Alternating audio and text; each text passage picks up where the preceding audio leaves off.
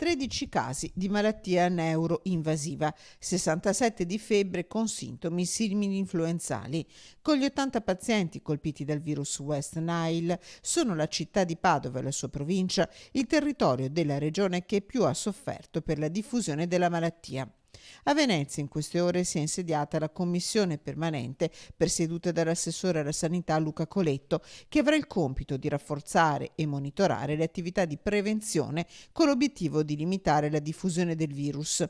Occhi puntati contro l'estate appena trascorsa, con un inizio piovoso e poi il grande caldo, ma va avviata un'azione mirata di monitoraggio e prevenzione. Stanziato dal Veneto €500.000 per un piano straordinario di disinfestazione, unica regione in Italia a farlo, nonostante la diffusione del virus sia stata capillare in tutto il nord, come si può evincere dalla macchia rossa sulla tabella.